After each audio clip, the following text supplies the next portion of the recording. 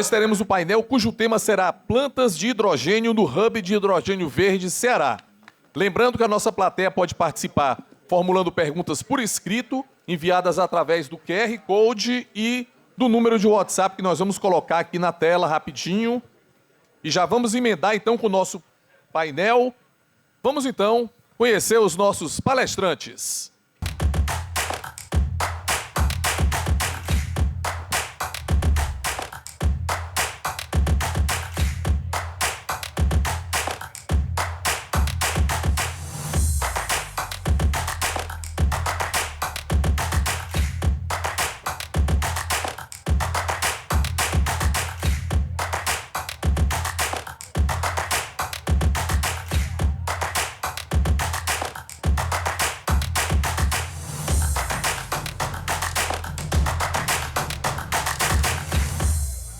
Vamos então convidar a vir ao palco os nossos palestrantes, senhor Guilherme Ritt, diretor de negócios da White Martins Lind.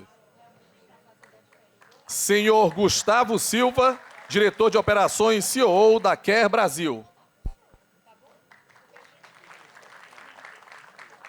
Senhor Mark McHugh, representante legal da Trans Hydrogen Alliance.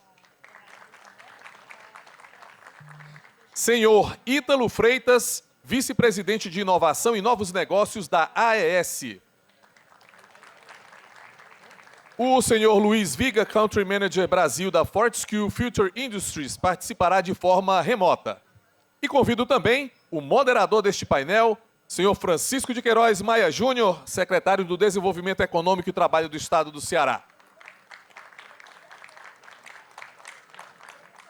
Nós informamos aos nossos palestrantes que cada um terá um tempo de 13 minutos para a sua apresentação. Para mantermos-nos rigorosamente dentro do nosso horário de programação, vou pedir para que todos sigam o tempo previsto e, nos últimos 2 minutos, eu aviso para os senhores e senhores, ok? Doutor Maia Júnior, querido doutor Maia, a condução do painel está com o senhor. É uma alegria estar num evento dessa dimensão aqui no estado do Ceará.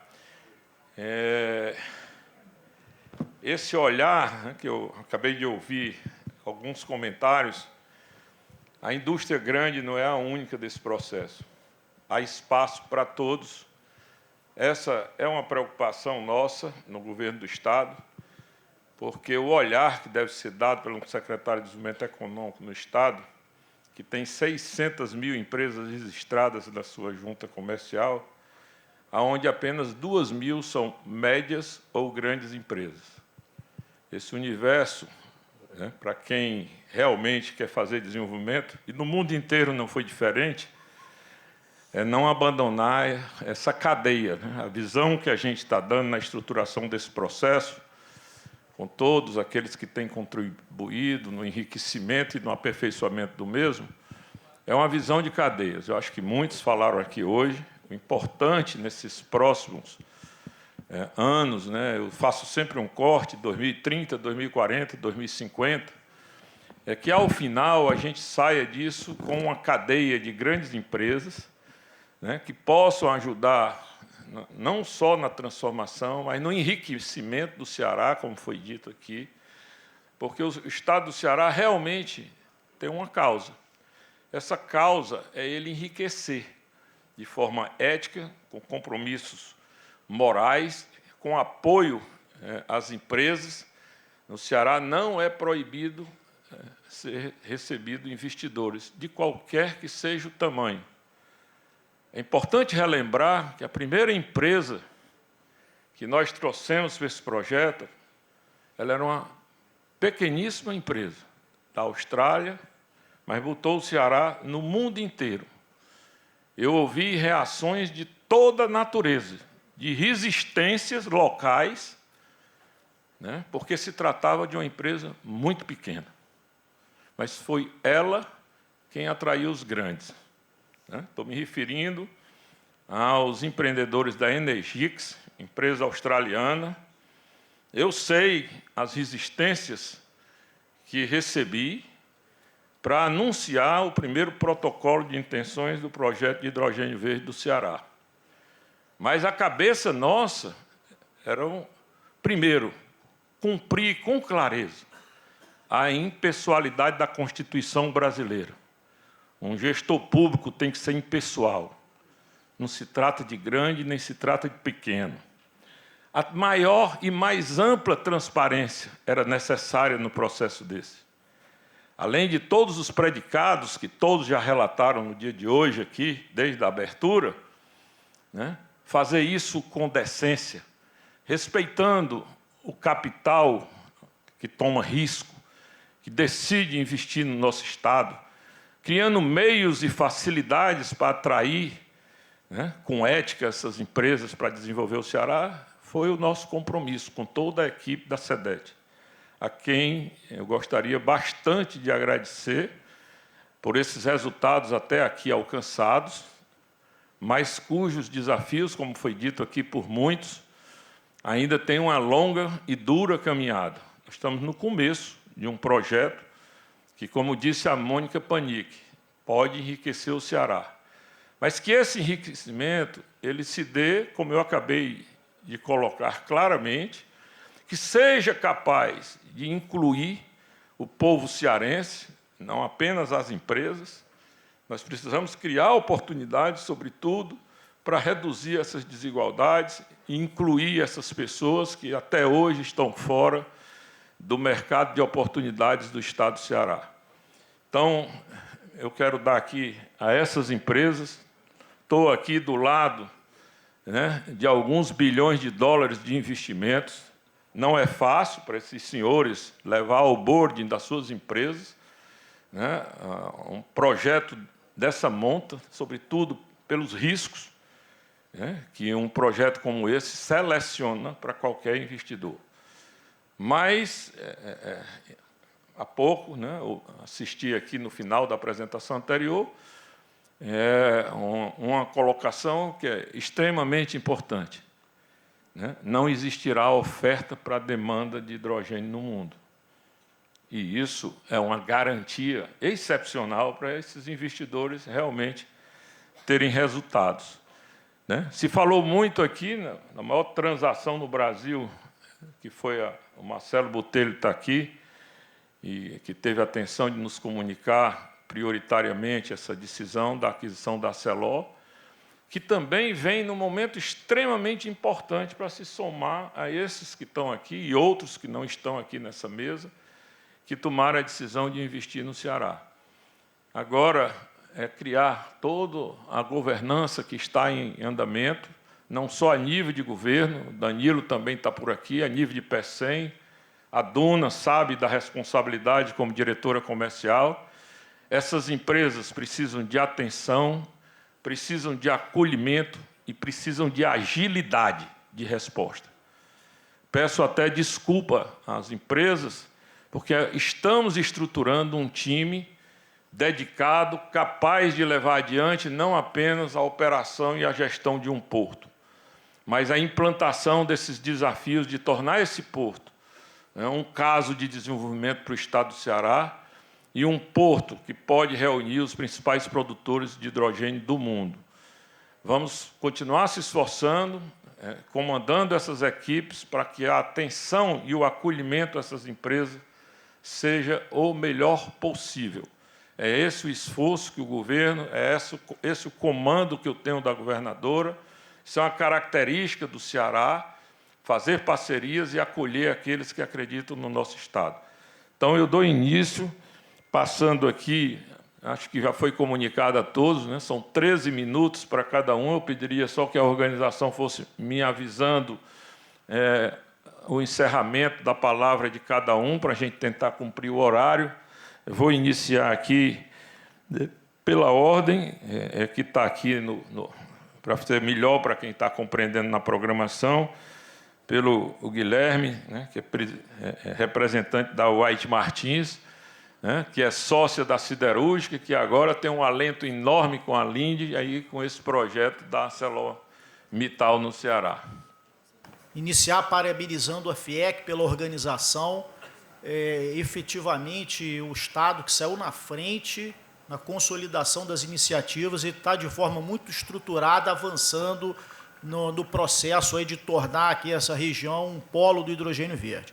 Começar falando da Linde, É uma empresa, né, a gente faz parte do Grupo Linde, White Martins, a gente no Brasil completou esse ano 110 anos de história, muita atividade em todos os estados do país. O Grupo Linde, um grupo também muito presente no mundo inteiro, são mais de 100 países que a gente atua, mais de 75 mil funcionários, e efetivamente é uma empresa que está no mercado de gases industriais e, como eu vou mostrar agora adiante, presente já na cadeia do hidrogênio também há mais de 100 anos. Bom, um pilar muito importante para a gente ter aí a sociedade do hidrogênio é você efetivamente estar engajado nas iniciativas que trazem, que fomentam a aplicação do hidrogênio, né? Como essa aqui, a FIEC, a Linde e nós da White Martins estamos presentes em várias associações, né? O Hydrogen Council, que foi o primeiro, há 4 anos atrás que começou, é um conselho formado por hoje em dia já tem mais de 300 CEOs de grandes empresas que fomentam e fazem o incentivo da adoção do hidrogênio como uma fonte aí alternativa de combustível. Então, esse é um pilar fundamental, a gente entende, importante, e a gente está presente nessa cadeia. Aqui comentando um pouco como é que a White Martins, a Linde, pode ajudar nessa trajetória aí rumo à transição energética. Na produção com eletrólise, eu vou mostrar, a gente tem já centenas de equipamentos instalados e operando ao redor do mundo. Na armazenagem de energia renovável, seja na forma de hidrogênio ou de outro combustível não fóssil, né? Tem exemplos depois de cavernas de hidrogênio que a gente opera, ou seja, você poder ter a armazenagem e evitar uma oscilação, né? O que hoje é feito com peak shaving poderá e pode ser feito com hidrogênio. Infraestrutura é fundamental, a gente tem infraestrutura para passar tubulações, né? A gente tem na costa oeste, por exemplo, dos Estados Unidos, mais de 1.000 quilômetros de dutos de hidrogênio, para que você possa conectar as diversas produções e os mercados consumidores, estações de reabastecimento. A Linde tem uma empresa LHF dedicada à produção das estações de reabastecimento, com mais de 200 estações já entregues em operação, Europa, na Ásia. A captura, né, a gente vai começar a falar muito disso, a captura e fixação do CO2, né, para que a gente, mesmo os combustíveis fósseis, a gente possa extrair, capturar o CO2 e armazenar, tornando também livre de emissões atmosféricas. E, por final, obviamente, o hidrogênio ele é uma matéria-prima das indústrias, né? Ele pode ser usado em diversos processos. Já foi comentado a manhã inteira aqui a versatilidade que o hidrogênio tem. Bom, comentando um pouco aqui da nossa infraestrutura, a gente hoje opera, a Linde White Martins é o maior produtor de equipamentos. Hoje ainda 90%, nossa, como de grande parte do mundo, ainda é o hidrogênio cinza, né? São mais de 150 reformadores instalados e aqui nós operamos no mundo inteiro. O ponto interessante é que você usando eventualmente um biometano, você pode transformar esse biometano no processo de reforma desse gás natural em hidrogênio verde. Isso é possível. O Brasil tem um potencial, assim como tem de energia eólica, offshore, onshore, energia solar, também tem um mercado de biometano enorme. Isso vai ser um fator de sucesso para o país também na transformação de hidrogênio verde. A maior capacidade de liquefação, e aqui eu chamo a atenção, como foi comentado pelo Ricardo aqui no começo, o barril do hidrogênio verde. E o grande salto que eu entendo que a gente vai dar, né, que o país vai dar e que já ocorre em Europa e Estados Unidos, é a liquefação do hidrogênio. É a liquefação do hidrogênio verde, nós já fazemos isso. Hoje é a maior fornecedora dessas plantas de liquefação do hidrogênio, para que você possa armazenar, tal qual o GNL, você armazene o hidrogênio líquido e possa transportar em caminhões, né, se o seu modal é rodoviário no país, você possa transportar ele em navios, tal qual é feito na amônia. Então, isso é possível, nós estamos expandindo a nossa capacidade de liquefação também do hidrogênio, já buscando esse processo linkado e conectado ao hidrogênio verde. Bom, para falar um pouco aqui, o hidrogênio já é uma realidade para a gente. A gente, no mundo, já são 100 anos operando hidrogênio, no Brasil já há mais de 40. Nós já produzimos diariamente e transportamos hidrogênio.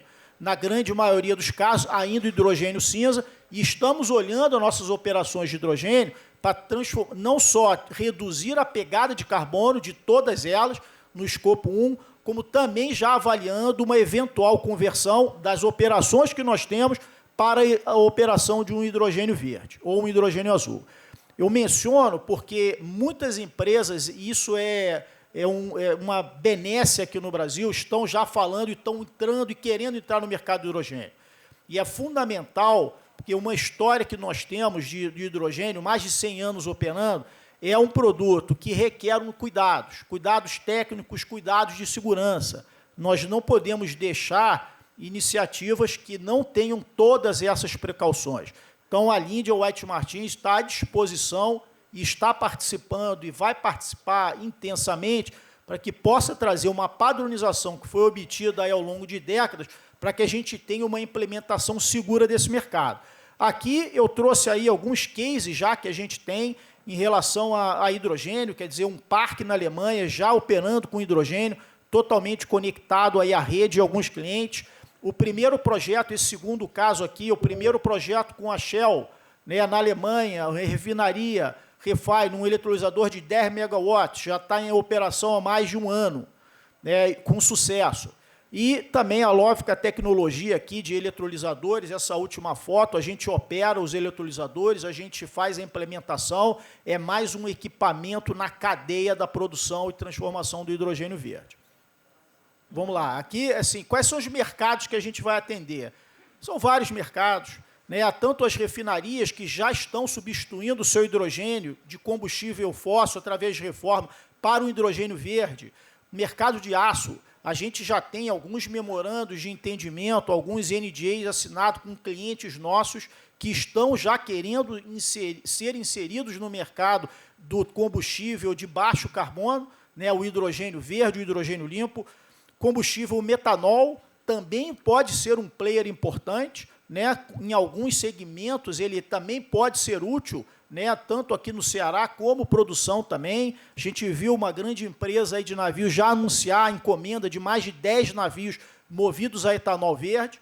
E, obviamente, a amônia, que a gente entende, já existe um mercado, já existe rota, já existe um processo, já existem navios, é um trampolim rápido para o Brasil poder entrar na exportação e na utilização desse combustível no mercado interno. Bom, aqui, para resumir, é uma figura, assim, ela tem não é complexa, mas ela está cheia de informações, é um resumo das experiências da Linde e da White Martins.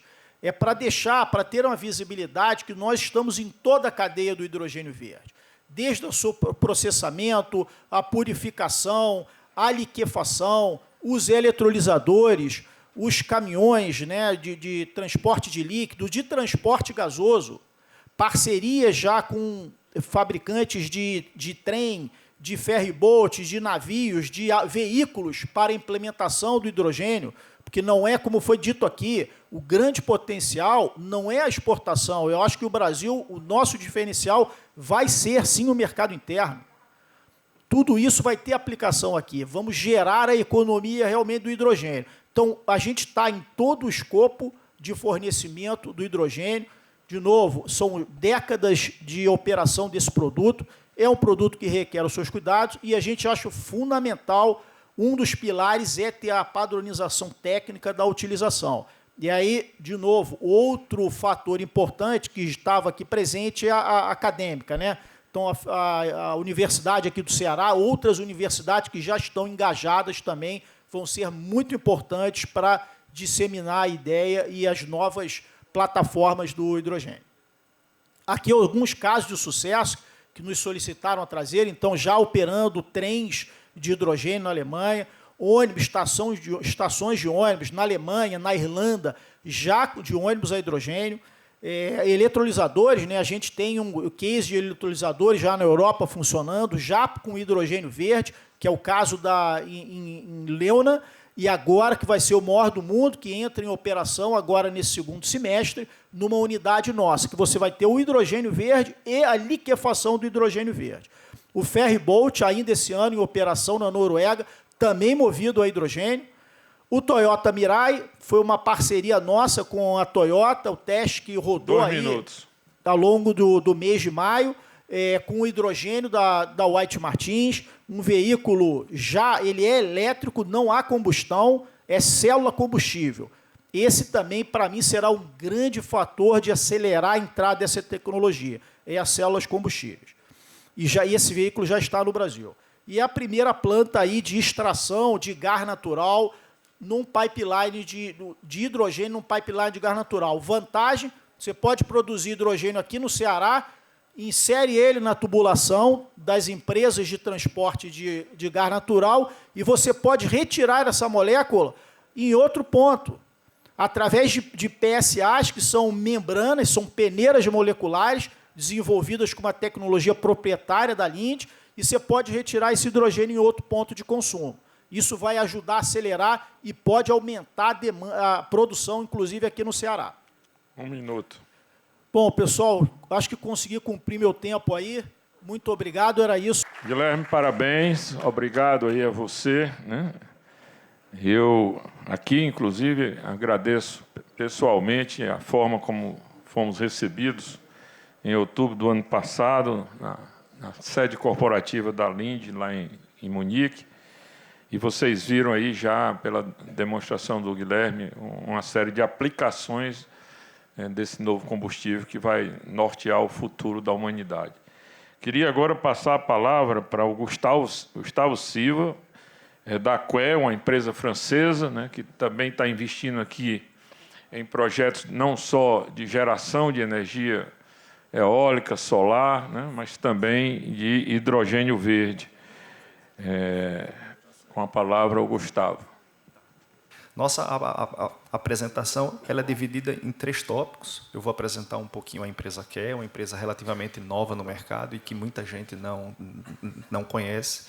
Depois vamos falar um pouco acerca do movimento geopolítico que acaba criando oportunidades para o hidrogênio verde, para fontes alternativas e aqui para o Brasil. E depois, no final, a gente apresenta os projetos de hidrogênio que a QUE está desenvolvendo, né? A QUE é um produtor independente de energia, o nosso negócio é produzir e comercializar energia, mas a gente gosta de se apresentar, tá, como um promotor da transição energética, um tema que vem sendo falado muito ultimamente. A QUE é uma empresa presente em 17 países, né? A nossa última empresa é a QUE da Escócia, que foi criada esse ano, depois de termos ganhado um leilão de offshore de 2 gigawatts na Escócia. A QUE tem atuação em fontes alternativas e fontes renováveis de energia, eólica offshore, eólica onshore, solares, fotovoltaica. Essas 3 primeiras são basicamente o nosso parque gerador, atualmente no Brasil. Pequenas hídricas, Waste to Energy, que é a queima de resíduos sólidos urbanos para a produção de energia, e hidrogênio verde. A QUE tem sede aqui no Ceará, baseado na nossa política de responsabilidade socioambiental. Nós escolhemos um prédio com certificação verde e também temos a maior parte de nossa energia elétrica produzida em um parque próprio aqui em Cascavel, no Ceará. É um prédio certificado. Esse slide apresenta a carteira de projetos no Brasil. Como eu falei, a QUE tem um pouco mais de 3 anos em operação no Brasil e, atualmente, já temos aproximadamente 490 megawatts em operação comercial, mais 101 megawatt em projeto solar em implantação, que já deve entrar em operação ainda esse ano, e mais 430 megawatts que vai entrar em operação até 2024. Né? Temos uma carteira de projetos em desenvolvimento também bastante larga, e essa carteira é quem vai subsidiar, né, quem vai basear de energia os nossos projetos de hidrogênio. E também estamos desenvolvendo 2 projetos de hidrogênio no Brasil, um aqui no Ceará, no Porto do Pecém, e um segundo projeto em Pernambuco. Né?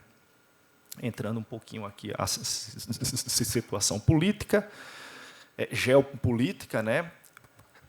Basicamente, a gente tem 2 grandes movimentos que impulsionam o desenvolvimento do hidrogênio e das fontes alternativas. Primeiro, é uma mudança de paradigma que está havendo, de segurança do suprimento, que começou a ser bastante difundido a partir, principalmente, da segunda era industrial, né? A segunda revolução industrial, que vem se mostrando com diversos problemas, né? Principalmente as instabilidades, impactos negativos na instabilidade climática, são fontes extremamente dotadas, né? Que causam grandes externalidades, provocam uma distribuição desigual, porque os recursos estão localizados em poucos países, e isso vai criando uma vulnerabilidade nessas transações entre os países que detêm essas jazidas daqueles que não detêm. E causam também uma grande dependência. Tá? Então, nós estamos aí vendo diversos impactos, principalmente que foram potencializados com a guerra agora da Rússia com a Ucrânia, né? E há essa migração para a segurança humana, ou seja, a prioridade agora é a gente promover um desenvolvimento sustentável de forma mais democrática, né? Então, tem o foco na qualidade de vida do ser humano, é baseado numa maior participação por fontes renováveis de energia e no largo uso do hidrogênio verde, tá? E isso ocasiona uma redução grande nas emissões de gases de efeito estufa e, consequentemente, as consequências ao meio ambiente. Né? Também almejo uma democratização, e eu coloquei aqui entre aspas, porque aproveitar essas oportunidades são realmente para países que têm recursos financeiros para isso, mas não vai ser de forma tão concentrada como a gente observa hoje. Né? E são ações que têm uma maior aderência às ODS da ONU, e instabilidades pontuais, elas também não causam uma perturbação tão grande no mercado financeiro como é observado hoje. Esse gráfico aqui ele é muito interessante, porque esse gráfico ele apresenta a potencialidade dos países de serem importadores de energia e exportadores de energia. Tá? Essas geografias em azul, elas são os naturalmente exportadores de energia. Produzem mais energia do que eles precisam e exportam essa energia. E os que são em vermelho, eles são os importadores de energia. Então, a gente vê aqui que tanto os Estados Unidos como a Europa se configura aqui nesse gráfico como os grandes importadores de energia e que dependem de energia, né, energia aqui como um todo, combustível, eletricidade e calor, tá, para os seus processos industriais, com grande dependência de outros países. Os Estados Unidos, boa parte da energia deles vem do Canadá, e a Europa tem ali 40% da sua energia consumida é proveniente da Rússia. Tá? Então, há um primeiro movimento onde a Rússia fornecia 40% do gás para a Europa, e a Europa está sendo abastecida nesses últimos contratos aí, principalmente pelos Estados Unidos, que já é naturalmente importador. Tá? Então, eles não têm ainda, embora o plano americano é de alcançar uma autossuficiência energética nas próximas décadas. Então, esse daqui é um movimento momentâneo pela Austrália e pelo Catar. Tá? Esses 3 blocos, a Europa, Estados Unidos e Rússia, eles correspondem a 70% do PIB mundial. Qualquer estabilidade que ocorra em qualquer um deles já tem impactos grandes na economia do mundo. Imagine a nossa situação agora, que os 3 estão passando por processos de mudança estratégica, cuja os principais fatores são o aquecimento global. Então, o aquecimento global promove a busca por fontes com menores pegadas de carbono. Segundo, esses impactos que ocorreram, tanto do ponto de vista econômico e político, causado pelo Covid, foi nesse momento que começou a aflorar mais a pele o drama da dependência alimentar e energética no mundo, a crise de demanda no mercado americano, né? Durante a pandemia, como ações, o governo injetou trilhões de dólares na economia. Esse dinheiro, ele entrando na economia, ele precisa ir para algum canto. E a gente está agora começando. Então, essa crise de demanda americana, ela vai sendo impactada em todas as economias do mundo. Lei da oferta e demanda. Se eu tenho maior demanda, o preço tende a aumentar da oferta, né? Temos também um reposicionamento estratégico por parte do mercado chinês, observando tanto esses acontecimentos energéticos, né, por conta da guerra com a Rússia, como também impactos causados pela pandemia, eles começaram a reposicionar de forma a buscar uma segurança energética e a segurança alimentar. Tá? Voltar principalmente para o mercado do futuro, que vai ser a reengenharia de seus processos com menos carbono. Tá? Então, esse é um caminho. E a guerra da Rússia, que vem causando uma inflação geral no preço dos combustíveis e, novamente, traz o problema da dependência muito à frente. Tá? Então, a gente tem aqui implicações geopolíticas, tanto na produção de alimento como no fornecimento de energia, buscando uma segurança de suprimento alimentar como uma segurança de suprimento energético. E isso cria uma oportunidade única para o Brasil. Tá? Principalmente porque se vai se fazer necessário e vai ser impulsionado buscar novas relações comerciais com países amigos, né? Se a gente olhar naquele gráfico anterior, os Estados Unidos e a Europa dependem de regimes que têm ideologias totalmente diferentes. Tá? Então, se tem essa busca por países amigos. Tá bom. Depois, nós podemos oferecer soluções no aspecto energético, no curto, no médio e no longo prazo. No curto prazo, principalmente com essas novas reservas de gás natural dentro da bacia atlântica, tá? Então ela gera dá uma oportunidade do Brasil aproveitar e ser um fornecedor desses países para os processos que já existem hoje, tá? E também os nossos recursos eólicos diferenciados e de grandes extensões dotam o Brasil a capacidade de produzir grandes usinas de produção de hidrogênio. E isso daí nos dá, em médio, longo prazo, a capacidade de nos tornarmos um dos principais players de hidrogênio no mundo, para atender principalmente o mercado norte-americano e o mercado de hidrogênio verde, porque eles vão precisar dessa energia. Entrando um pouquinho aqui nos nossos projetos, eu vou passar rápido aqui por conta do tempo, né? Aqui tem 4 projetos em andamento, um projeto na França, que já deve entrar em operação no ano que vem, um projeto na Islândia e os 2 projetos aqui no Brasil, cada projeto com a capacidade instalada de 2.240 megawatts, um em Suape e um em Pernambuco. E a ideia é, nos nossos projetos do Brasil, atendermos o mercado norte-americano e o mercado europeu, principalmente o norte da Europa, que tem uma dependência imensa do gás, né? uma participação maior do que o do próprio bloco, né? E todo esse hidrogênio ele ser comercializado de forma centralizada pela Cair Premier Element na França.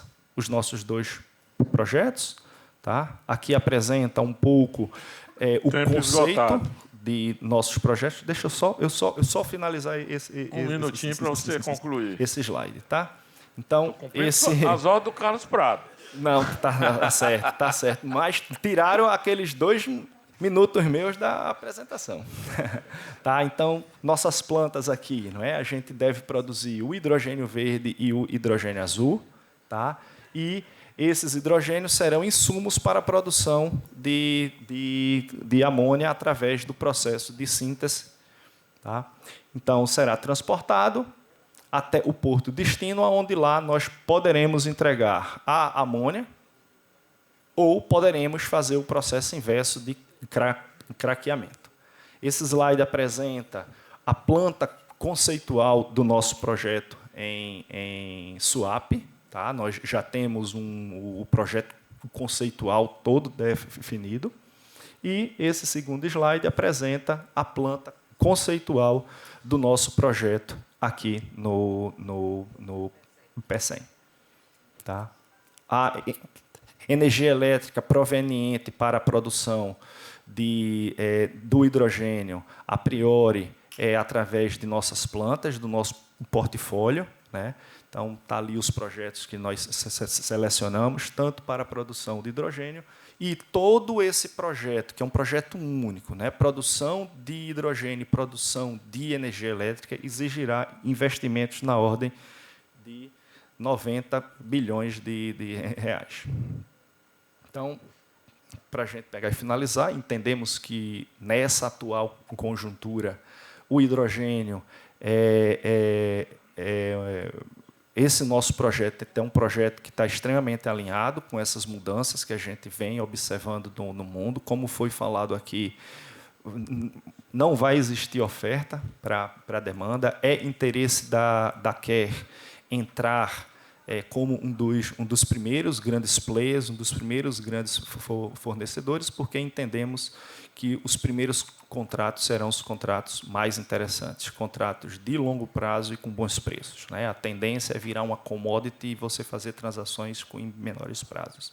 E vemos o Brasil como um mercado extremamente interessante. Mas isso vai precisar realmente que o Brasil faça um dever de casa e monte uma estratégia para aproveitar essa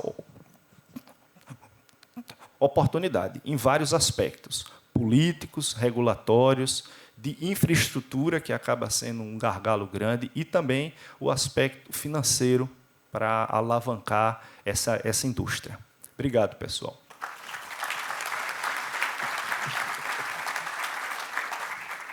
Parabéns, Gustavo. Muito obrigado. Bem, antes de anunciar o terceiro palestrante, que é o Luiz Viga, da Fortescue, quem quiser pesquisar essa historinha, empresário grande, empresário pequeno, essa empresa, hoje, a Cair, tem uma boa história sobre começar pequeno e ser grande hoje. É só ir percorrer a história do Armando Abreu, quando há mais de 20 anos atrás, Adão se lembra desse tempo, eu era secretário de Infraestrutura do Ceará e ele abriu minha porta para dizer que estava chegando ao Ceará, empreendedor português, inicialmente consultor e montador de projetos de energia no estado do Ceará. Foi crescendo, crescendo, crescendo, fez essa grande parceria com essa empresa francesa e hoje, como a gente costuma dizer, está dentro do jogo. Precisamos de coragem, gente, de ousadia. Precisamos de credibilidade. Dinheiro não está faltando no mundo nem no mercado. Projetos, sim. Projetos bem liderados vão ter suas oportunidades. Eu digo isso na secretaria todos os dias. Porque essa dicotomia é uma coisa bem do cearense. Que isso acompanha há quase 30 anos, que só quem tem vez são os grandes. E nós só temos 2.000 empresas médias e grandes no Ceará. 2.000. Num universo de 600.000 empresas. A economia do Ceará não é feita apenas por essas 2.000 empresas. E esse mercado de energia, eu tenho grandes exemplos de quem nasceu do nada.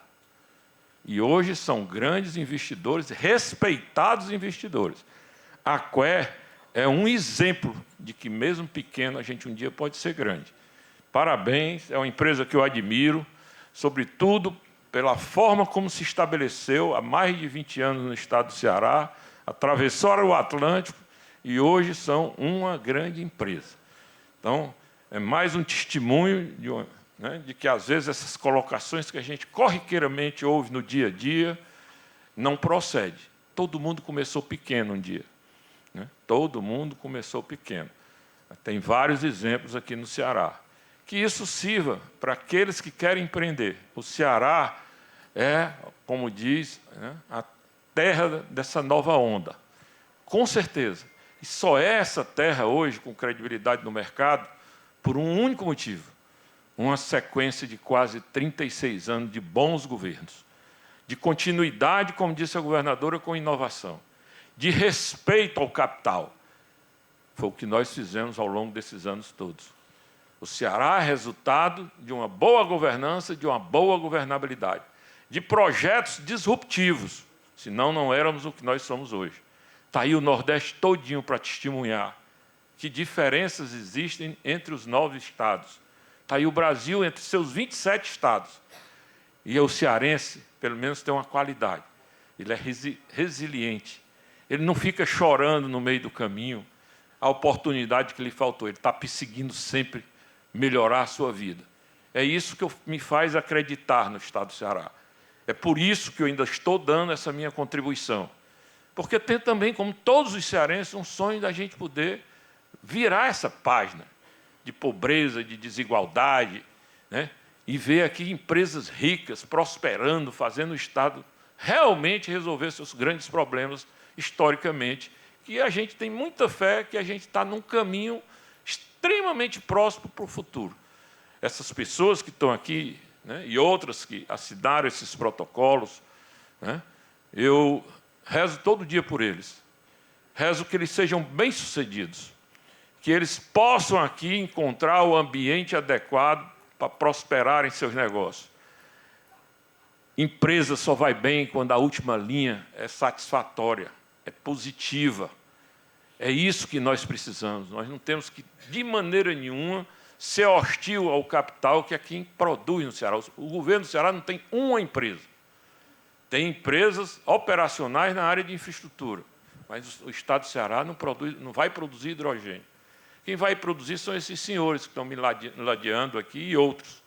Então, mais uma vez, a minha palavra é de acolhimento, a minha palavra é de que confiem no Estado do Ceará, que estejam para construir conosco esse desenvolvimento, que o Marcelo pode dar o seu testemunho, do que essa CSP, ao longo de mais de 20 anos, transformou um sonho numa grande realidade, que foi o Ceará ter uma siderurgia. E agora vai ser um grande ator, com certeza, dessas mudanças, porque essa siderurgia pode se transformar rapidamente numa planta movida a hidrogênio verde, e uma planta que vai vender placas verdes, que é a commodity que vai funcionar no mercado.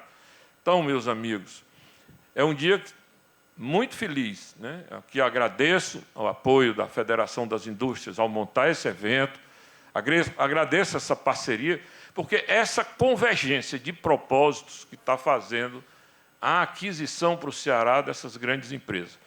E agora, vou anunciar, o Luiz Viga, que acredito que já esteja aí conectado, se não tiver...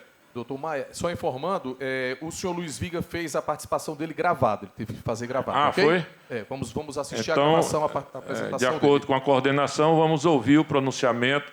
O Luiz é o presidente no Brasil da 4ª mineradora do mundo, que fica na Austrália, Fortescue, que se propõe a ser um dos grandes produtores de hidrogênio verde, e que propõe aí ter um portfólio com cerca de 20 milhões de toneladas de oferta de hidrogênio para o mercado verde, para o mercado no futuro. Essa é uma das grandes empresas, uma arrojada empresa, que, confiando no Ceará, talvez seja hoje o projeto mais avançado em desenvolvimento para a sua implantação. Bom dia a todos da FIEC, bom dia a todos do estado do Ceará. O meu nome é Luiz Viga, eu sou responsável pela Fortescue Future Industries no Brasil.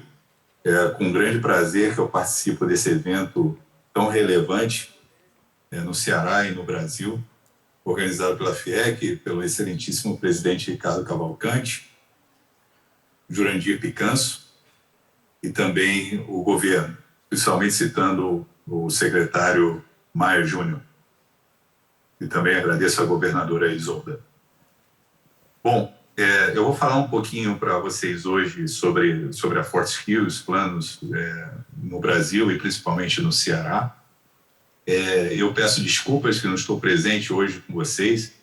Eu estou numa viagem na Austrália, com um pouquinho de fuso horário diferente, mas espero aqui passar para vocês o sentimento da Fortescue no Brasil e porque a gente acredita tanto no projeto do Ceará e no sucesso dele e no que tem de bom assim para vir ainda para o Estado e para o Brasil. Obrigado. Nesse momento eu vou compartilhar uma apresentação com vocês.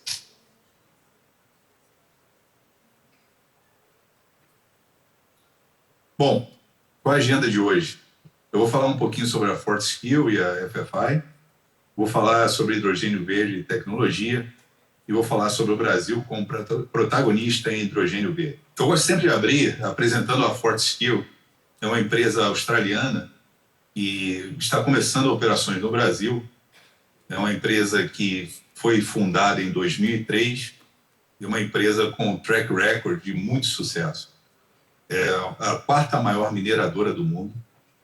Temos uma receita em 2021, no ano fiscal de 2021, de 22 bilhões de dólares, com 16 bilhões de dólares de lucro operacional, o que nos dá a credencial para fazer grandes investimentos em grandes projetos de escala relevante no mercado de hidrogênio verde.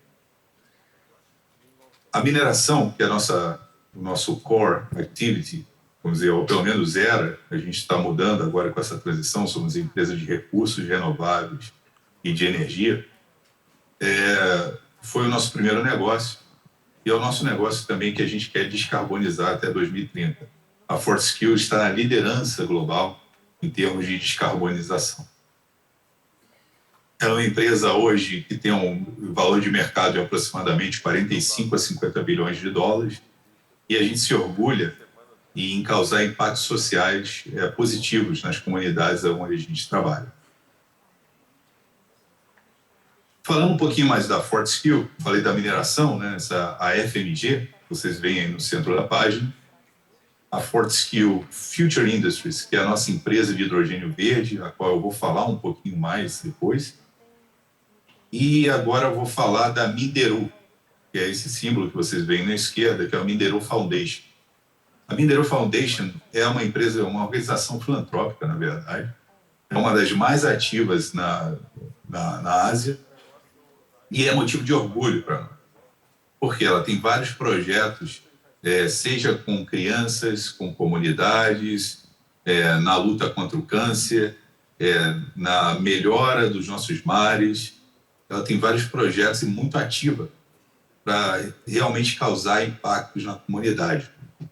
Então, no Brasil, a gente vai começar a procurar projetos que a gente possa se engajar mais e junto com a planta, né, a planta que a gente está passando agora pelos estudos da planta de hidrogênio, a gente quer trazer a Minderu para encontrar projetos de relevância social.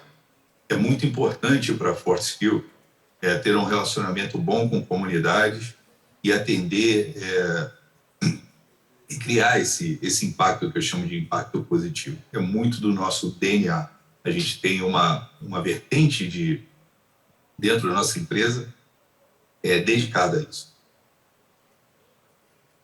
E falando agora de um braço financeiro, a gente tem a Tatarang, é uma empresa, um grupo privado de investimentos de bilhões de dólares, que atua em vários negócios, atua na pesca, na criação de salmão, gado, portos e outros investimentos. Então, essas 4 empresas fazem parte do grupo Fortescue. Desculpa. Bom, falando um pouquinho agora do hidrogênio verde, a Fortescue Future Industries, a empresa de hidrogênio verde, a nossa ambição é ser o líder global de hidrogênio verde. Hoje a gente colocou como target para 2030 15 milhões de toneladas de produção de hidrogênio verde. Isso dá uma capacidade enorme de gigawatts para produzir essa quantidade de hidrogênio verde, no qual vai ser feita globalmente. E o Brasil é um dos projetos que estamos estudando e que tem um grande potencial para realmente acontecer. Depois de 2030, estimamos entregar mais de 50 milhões de toneladas de hidrogênio verde. Isso são alguns Brasils de hidrogênio verde. A ambição é muito grande e a Fortescue ela tem um track record de entregar isso.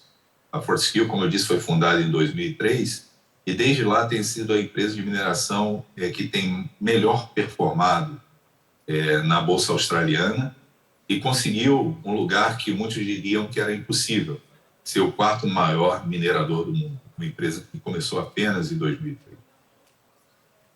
Nossa meta é descarbonizar o mundo com hidrogênio verde que utiliza água e energia renovável, quer dizer, sem emissão de carbono. Temos agora, principalmente nessa fase de estudos, financiamento próprio. Então, a Fortescue é a empresa que mais investe hoje no mundo e vou mostrar para vocês algumas coisas dos investimentos, alguns investimentos que a gente está fazendo em hidrogênio verde. E temos experiência em grandes projetos. Fundamos uma companhia em 2003 e hoje é a quarta maior mineradora do mundo. A Fortescue é conhecida pela excelência na execução. Bom, falando um pouquinho sobre a hidrogênio verde agora e a tecnologia, acredito que meus colegas já falaram bastante, então vou ser breve aqui, mas vou dar algumas mensagens que eu acredito que sejam chaves. Bom, o processo de hidrogênio verde, como foi falado, é um projeto que usa energias renováveis, aqui no Brasil, principalmente eólica, solar e água. Água que pode ser tanto de reuso, então existem estudos para usar água de esgoto que seriam tratadas em Fortaleza, né, e entregues no Porto do Pecém, ou então água de dessalinizadoras. Seriam projetos novos, no qual a gente dessalinizaria a água e não utilizaria a água que hoje é utilizada para o consumo das pessoas. São todos novos projetos. A gente não tira nada do que é existente. Na verdade, estamos construindo novos, tanto projetos eólico e solar, todos são novos, são investimentos novos, vão trazer novos empregos, vão trazer nova energia para o Brasil, como a água também. Essa água a gente não vai estar tirando do consumo das pessoas, e sim a gente vai estar criando uma nova, ou reusando a água, e ambientalmente é algo, eu me sinto muito orgulhoso de estar usando uma água suja para fazer isso, ou então de dessalinização, água do mar, né? E estão criando aí essa fonte de água. Então é tudo novo, são investimentos novos, o que é muito importante para nós. Passando dessa energia renovável à água, existe o processo de eletrólise, do qual separa o H2O, né? Separa o hidrogênio do oxigênio, transformamos, o nosso produto é o hidrogênio principal, transformamos ele em amônia, porque a amônia ela é utilizada para transporte globalmente, e a gente exporta para os mercados, principalmente europeu hoje, é o mercado target para Fortescue Future Industries. A gente acredita que o Brasil tem um potencial enorme ainda para consumir isso e temos interesse. Estamos começando a investigar quais seriam os interessados no Brasil. E existem muitos. Existem empresas de fertilizantes, existem empresas que querem descarbonizar as suas operações, sejam elas mineradoras, siderurgias, cimenteiras. Existe muita gente interessada. Então, a gente acredita que vai vir numa segunda fase essa descarbonização do Brasil. Né? Falando disso, temos a matriz renovável, uma das mais limpas do mundo. Então, é motivo de orgulho para o Brasil, para o Ceará e para o Nordeste, a nossa matriz. A gente tem uma matriz hoje de 80%, 85% de renováveis, e o projeto Hidrogênio Verde só vem acrescentar isso. Bom, falando um pouquinho da Fortescue, e eu falando do que é a empresa, né, do que a gente passou essa transformação de uma empresa de mineração agora, que a gente chama uma empresa global de energia e recursos renováveis, eu falei para vocês que a Fortescue Future Industries é a empresa que mais investe em hidrogênio verde no mundo. E vou dar alguns números para vocês. Bom, começamos há 2, 3 anos atrás nesse caminho de hidrogênio verde e hoje somos mais de 800 pessoas no mundo trabalhando dedicadas a hidrogênio verde. Adquirimos várias empresas, uma delas vale a pena mencionar, a Williams Advanced Engineering. A Williams é a mesma Williams da Fórmula 1, então a gente pegou a tecnologia da Fórmula 1 e trouxe para a Fortescue Future Industries.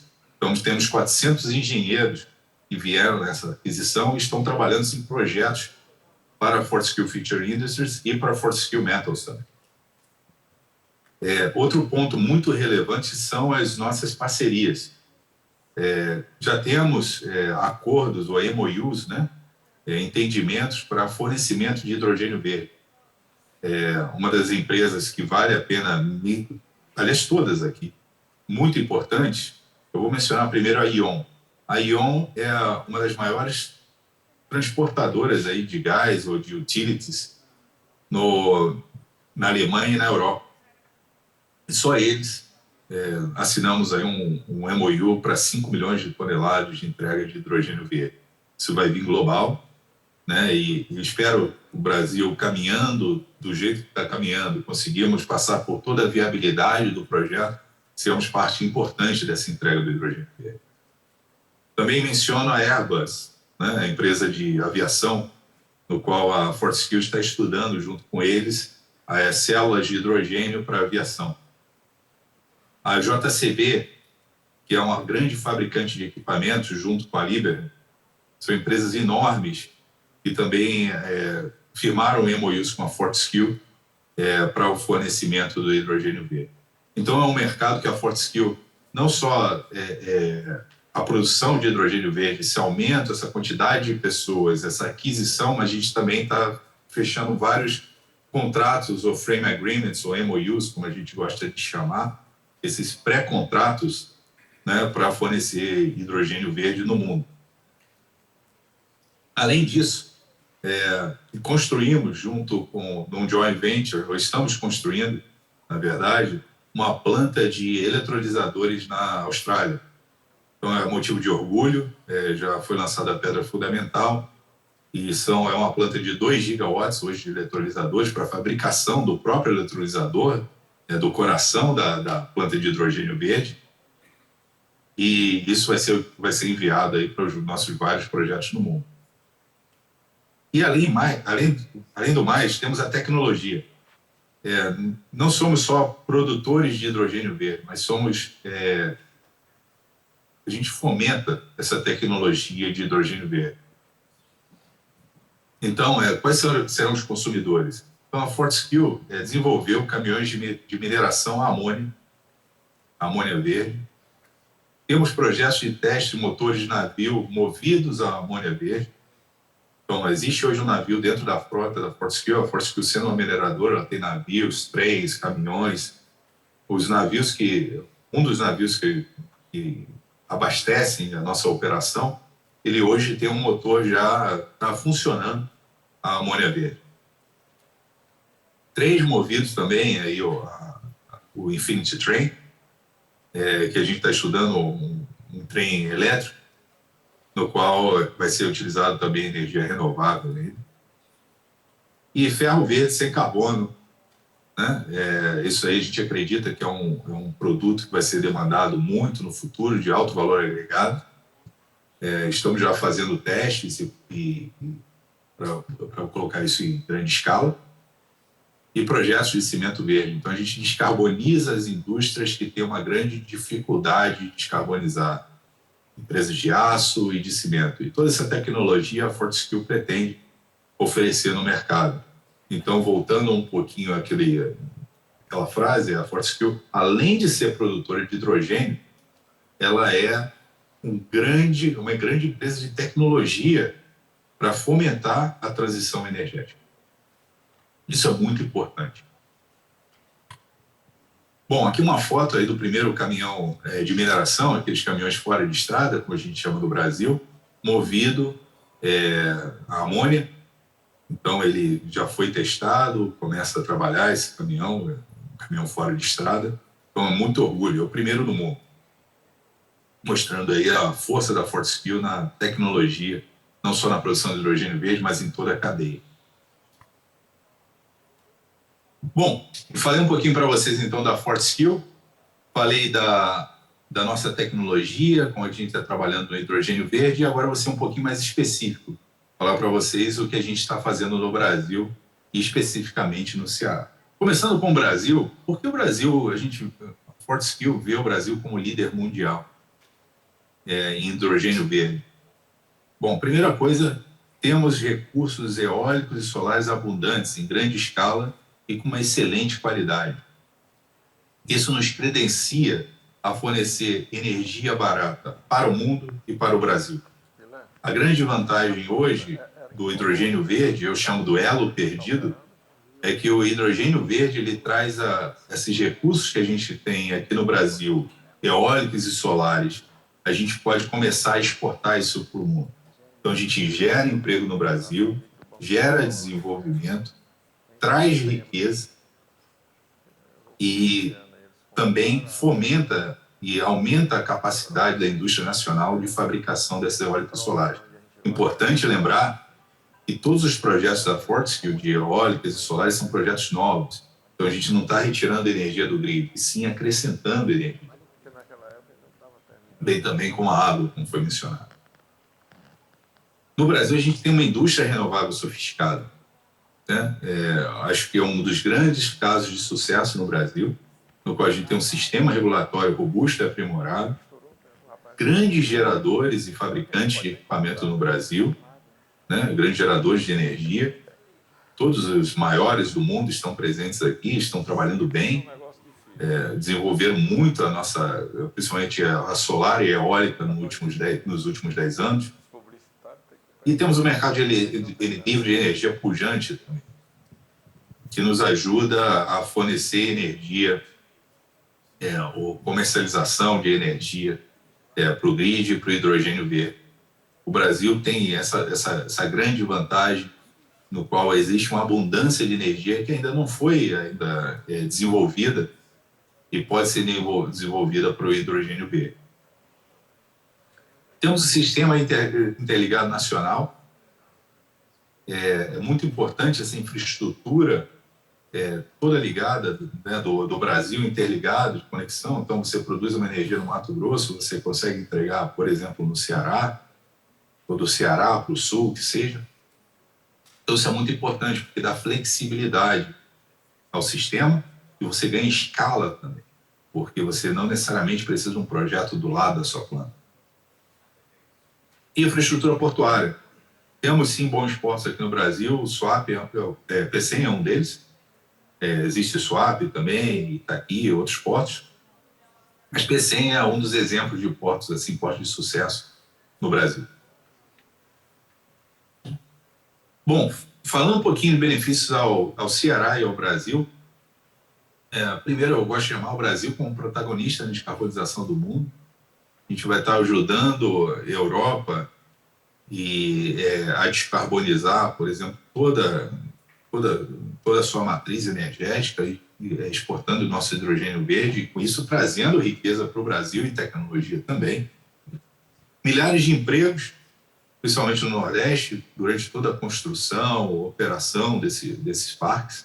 Então, a gente entende que essa indústria vai ser realmente uma das maiores nos próximos anos no acréscimo de emprego. Parcerias tecnológicas e com universidades. Então, estamos estudando com a Universidade Federal do Ceará algumas parcerias.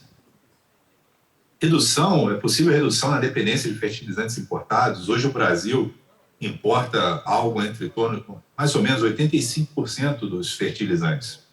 Os fertilizantes, é claro, todos sabem, são utilizados na nossa agricultura, agropecuária. Então, hoje essa importação não está custando caro, devido a todos os problemas aí acontecendo no mundo, a guerra na Europa.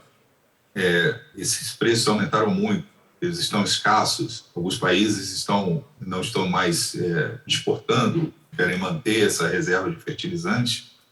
Então, o hidrogênio verde, transformado numa amônia verde, que pode ser transformado em fertilizantes nitrogenados, eles podem reduzir essa dependência e, com isso, o alimento aqui ser mais competitivo, ter um custo menor de produção. O que traz não só benefício para o Brasil, em termos aqui do custo no nosso dia a dia, mas também oportunidades para exportarmos mais ainda, trazermos mais riqueza para o Brasil e gerar trabalhos. Existe um plano hoje, lançado pelo governo federal, para reduzir de 85% essa importação de fertilizantes para 40%, acho que acredito entre 40% e 45%, então reduzir aí a metade, e o hidrogênio verde pode sim ser um grande vetor dessa mudança. Produtores, um outro item, eu mencionei um pouquinho produtores verdes, né, de maior valor agregado, produtos verdes, desculpe, como o aço verde, né, Vale, CSN podem estar explorando isso, cimento verde e etc. São as empresas aí, as indústrias difíceis de descarbonizar, que têm grandes oportunidades de encontrar produtos de maior valor agregado, que são os produtos verdes, aqueles que não contribuíram para o aquecimento global. Esses produtos, sim, na nossa visão, a gente acredita, e está acontecendo muito, na Europa está acontecendo muito, eles são cada vez mais, os consumidores estão demandando isso. E, finalmente, acho muito importante mencionar, a gente cria um novo pulmão de energias renováveis. Como eu falei, são projetos eólicos e solares novos. Então, esses projetos hoje estão produzindo energia verde, né, o hidrogênio verde. Agora, numa crise energética, uma seca, o que seja, esses projetos podem produzir energia para o grid e ajudar a manter o nosso custo de energia no Brasil mais barato. Então, são oportunidades, não só produzir o hidrogênio verde, mas energia verde em caso de necessidade do país. E isso afeta a todos nós, o custo, a energia está em tudo que a gente consome.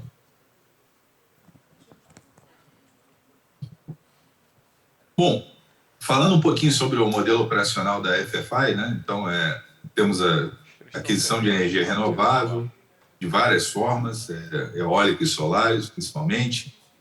Uma planta de hidrogênio, hoje a planta de hidrogênio e amônia verde no PCEM. E o primeiro estágio é uma exportação, porque o mercado europeu é o primeiro que está demandando isso. A gente acredita que no Brasil, com o avanço no Brasil, vai existir demanda para esse produto hidrogênio verde, e o que a gente já está fazendo, já preparando toda a estrutura de fornecimento para quando esse mercado aqui no Brasil começar a solicitar realmente compra de hidrogênio verde. E existem muitos interessados. Uma coisa muito interessante, ou importante a gente mencionar, e parabéns ao PCEM, ao governo do Ceará, é que assinamos o primeiro pré-contrato no Brasil de grande escala de hidrogênio verde. Então, começamos com um MOU com o governo do estado do Ceará, com o Porto do PCEM, e agora avançamos para um pré-contrato para continuarmos os estudos de viabilidade da planta. Esse é o primeiro, então somos muito orgulhosos disso e espero aí que venham muitos mais atrás desse. Bem, agradeço aí a coordenação. Realmente fugiu do controle aqui da coordenação do evento, né? Foram mais de 20 minutos a exposição do Luiz Viga. Eu peço desculpa aqui aos palestrantes, que têm compromisso, inclusive, com retorno, dependendo aí de aeroportos aí para seguir em viagem. Mas eu, procurando acelerar, vou passar aqui agora a palavra ao Mark, né, da Transhydrogen, outro grande projeto. Esse é um projeto de armazenagem de amônia É uma empresa que me impressiona muito pelo conhecimento, né, da equipe. Eu acho que eles têm um profundo conhecimento da questão da amônia, e o Mark, eu acho, vai trazer aí grandes contribuições. É uma empresa de capital holandês, de Singapura, inglês e de capital americano. Muito me impressionou quando visitei essa empresa lá em Roterdã no ano passado. 3 minutos, não 13 agora, né? Alguém esqueceu de falar com Luís, né? Então, mas boa tarde a todos. Sou britânico, para vocês que não me conhecem. Estou morando aqui em Brasil há 15 anos e 5 deles em Ceará. Então, por isso, eu acho que estar aqui hoje é parte do meu destino. Porque é um grande prazer de estar aqui representando a Trans-Hydrogen Alliance. E vou apresentar a vocês um pouco sobre nossos projetos, em menos que 13 minutos, espero. Primeiro, gostaria de dizer parabéns para os organizadores. Um evento espetacular em termos da tendência, que mostra muito o interesse que tem hoje nesse tema de hidrogênio verde. Realmente, estamos sempre falando de hidrogênio verde, mas nosso grupo está muito mais orientado à amônia verde, por os motivos que acho que algumas das palestrantes já explicou, começando com exportações para o mercado da Europa. Mas, antes de entrar, eu quero referir a algumas palavras de Albert Einstein, que me impressionou muito sobre o que estamos realmente fazendo aqui hoje. E ele falou: quem tem o privilégio de saber tem o dever de agir. E acho que estamos nesse momento. Estamos convertendo esse conhecimento em ação. E isso é não só, como muitos já têm falado, para o estado de Ceará, mas também para o Brasil e para toda a humanidade. Todos nós temos essa obrigação, em um momento, de fazer algo para melhorar a situação do planeta.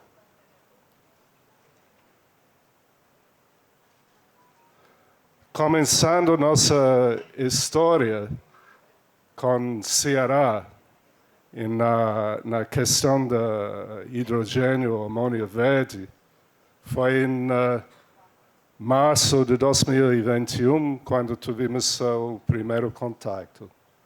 Um pouco depois de nossos amigos da Energix chegou, nós estivemos provocados por essas notícias a entrar em contato. E passamos por um processo com várias etapas, assinando MOU com a PCM. E essa foto foi em Roterdã, onde você pode ver alguns dos atores aqui presentes hoje, e alguns que não são, mas foi a assinatura do MOU com Camilo Santana. E temos daqui para frente, vocês podem ver um pouco a cronograma, já cumprimos com nossos objetivos, fazemos estudo da viabilidade. Temos uma meta agora para chegar a um acordo preliminar sobre a fonte de energia renovável. Nós estamos preparando para entrar na parte da engenharia ainda em setembro desse ano. E com esse processo vamos chegar a uma decisão final de investimentos, provavelmente no meio do próximo ano. Como você sabe, investimentos sempre todo um processo e não pode pular etapas, mas esse cronograma é bem cumprido para chegar à implantação da primeira fase de produção da nossa planta inicial para o ano de 2026. Quem é Trans-Hydrogen Alliance? Todo mundo está perguntando aqui. Basicamente, é uma aliança de 4 empresas. Proton Ventures, que é uma empresa holandesa, que é especialista na parte da engenharia e tem muita experiência, especialmente na área da amônia. Tem a GES, que em inglês é Global Energy Storage, e eles são especialistas na parte de armazenamento e tankagem e logística da amônia e outros produtos.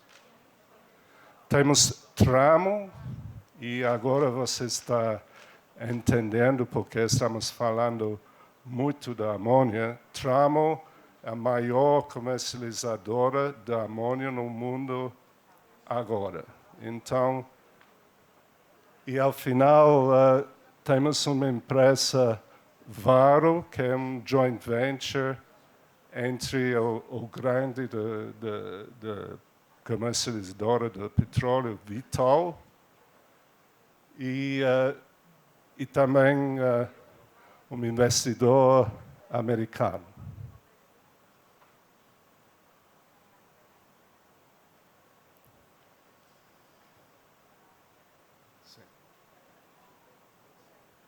Então, a diferencial que acho que temos, e alguns estiveram falando sobre a questão do modelo de negócio e a importância do modelo de negócio, é que nós estamos buscando uma optimização de toda a cadeia de valor. Então, chegando a um acordo com gente com energia renovável, temos a expertise na produção de hidrogênio verde em conversão em amônia. Temos um grupo que são especialistas em armazenamento, logística e exportação.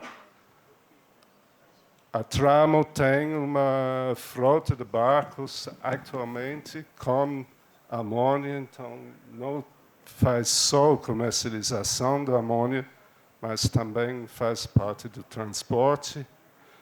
E como eu vou explicar no momento, temos um terminal que estamos construindo lá em Rotterdam, onde vamos operar o recebimento da amônia e a descomposição para hidrogênio de novo, se for necessário.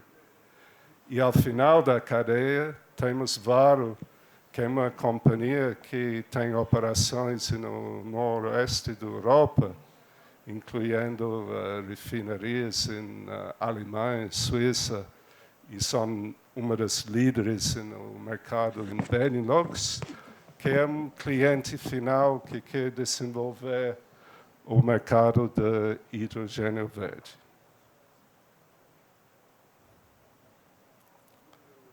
Nosso projeto aqui em Ceará tem diferentes fases. Basicamente, estamos começando em 2026 com uma produção estimada de 120 1.000 toneladas ao ano de amônia verde. Estamos esperando chegar a 1 milhão de toneladas até 2030. Isso incluindo o investimento também em terminais, seria um investimento à ordem de 2 bilhões de dólares para realizar esse projeto, sem considerar a parte da energia renovável.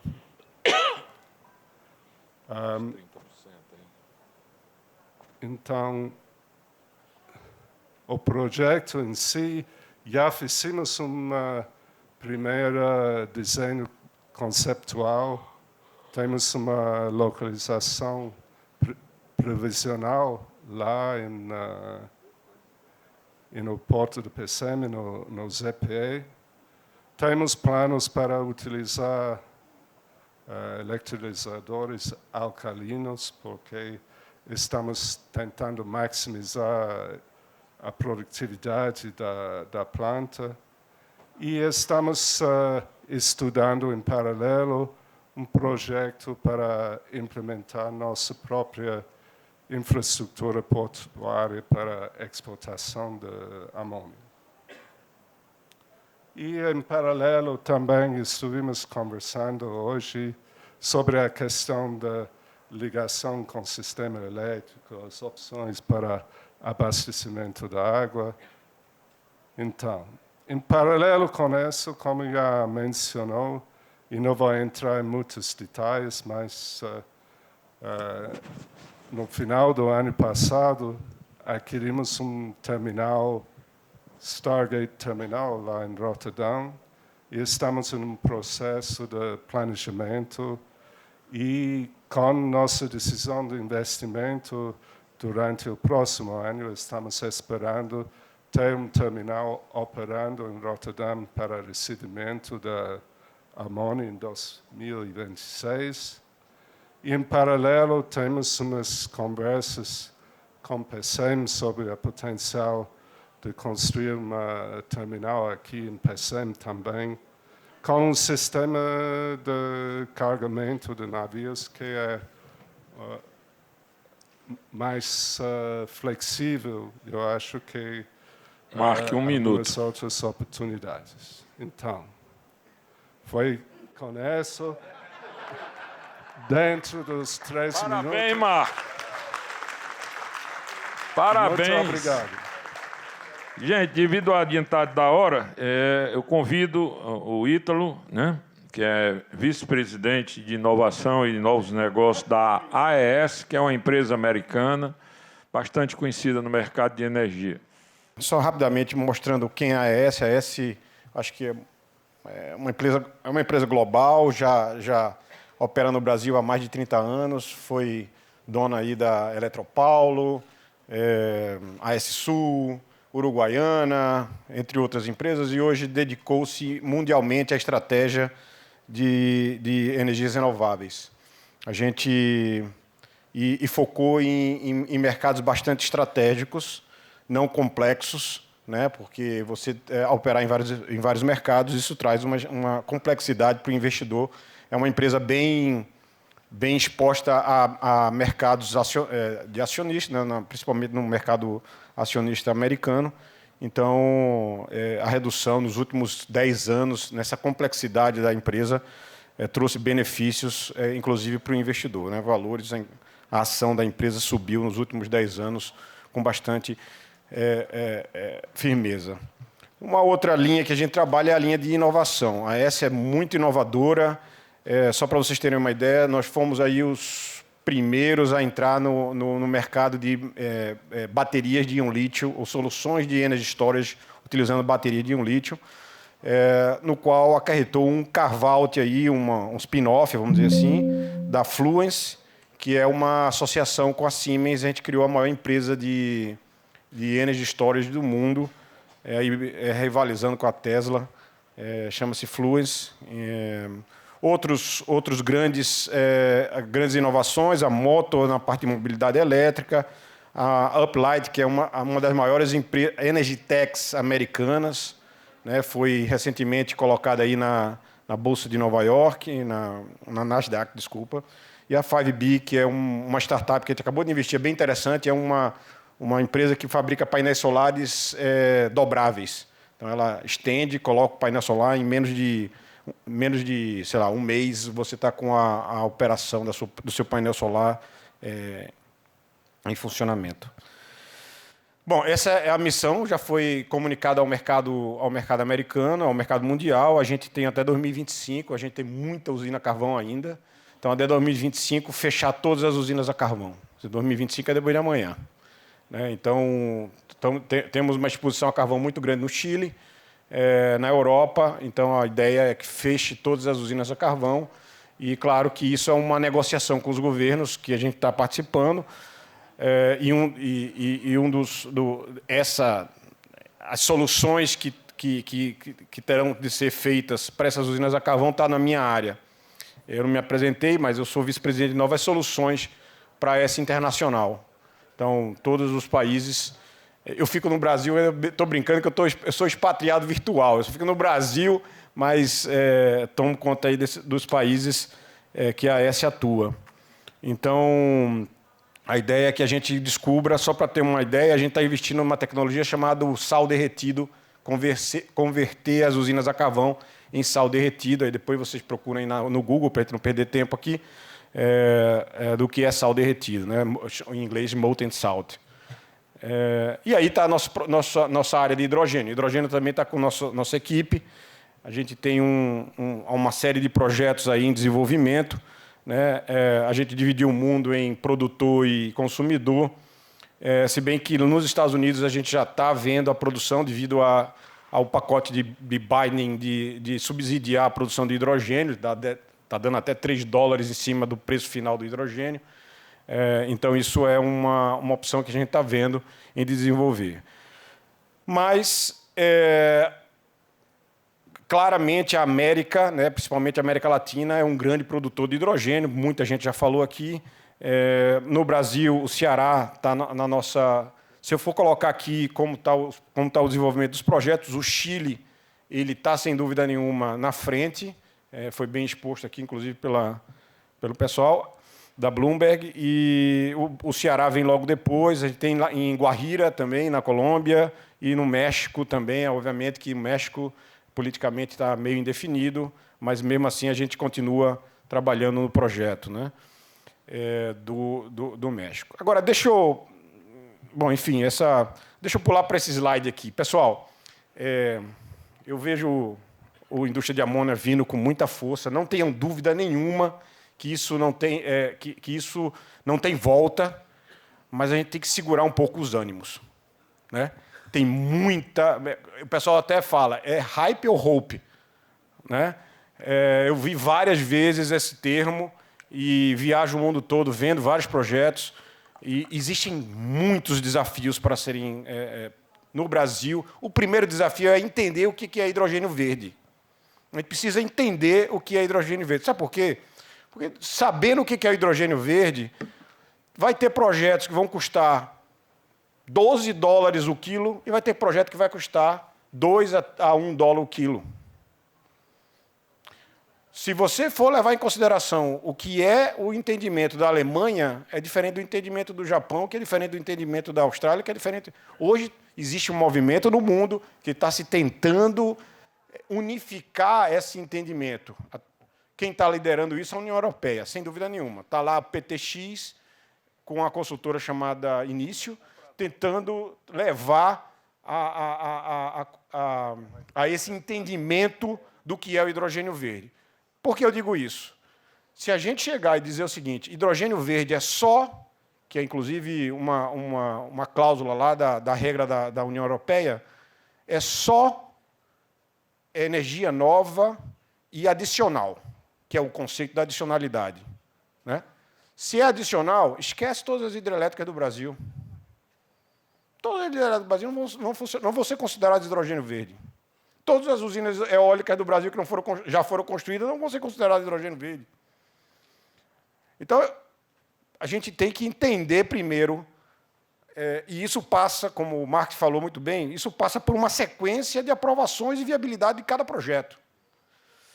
Então, por exemplo, se num determinado país, não quero dar nome aqui, mas se num determinado país ele aceita simplesmente se você vai ter uma planta de eletrólise com 4 gigawatts e você coloca no sistema 4 gigawatts de renovável, para ele a energia, bom, você está colocando, mas você está tirando, beleza, eu aceito como hidrogênio verde.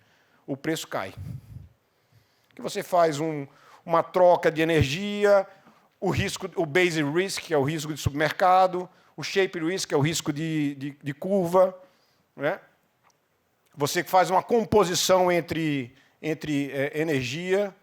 Então, isso traz alguns benefícios que barateiam a energia para a produção. A nossa colega da BNF trouxe aqui um gráfico que energia, nos próximos anos, vai ser o grande, vamos dizer assim, o grande driver para o preço final do hidrogênio, né? E aí, energia não é só o megawatt-hora, não é só o LCOE. Energia é a composição da energia que você vai entregar para aquele projeto. O que é a composição de energia? Qual é a correlação negativa entre solar e eólica? Qual é a correlação? Existe uma energia despachável, uma hidrelétrica, uma PCH, depende da PCH, que às vezes não é despachável. Enfim, essa composição é que vai garantir o preço do hidrogênio. Bom, a gente está com o projeto no Chile, a gente está com o projeto aqui no Brasil, e a gente vê situações distintas em cada país. Só para vocês terem uma ideia, o Chile, sem dúvida nenhuma, vai ser um dos grandes players do hidrogênio. Mas hoje, o Chile é uma tripinha. Ele não tem complementariedade entre o wind e solar. A wind dele é durante o dia. Solar é durante o dia. Covariant risk. Certo, Mark? Então, preço baixa durante o dia, então você só vai produzir hidrogênio durante o dia, durante o período solar. O custo de utilização desse eletrolisador é muito alto. Brasil, complementariedade. Solar, eólica mais no interior. Nighttime wind, né? Eólica durante a noite. Então,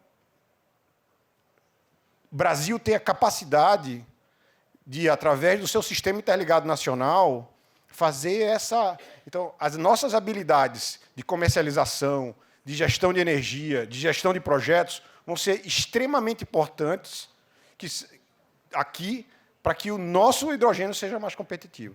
Eu estou colocando aqui, tenho 2 minutos aqui, eu não sei se eu vou ganhar do Mark, mas eu estou tentando aqui colocar para vocês o lado da energia, o lado do processo industrial, que eu acho que foi muito bem colocado aqui pelo nosso colega da White Martins, vai ser basicamente o eletrolisador.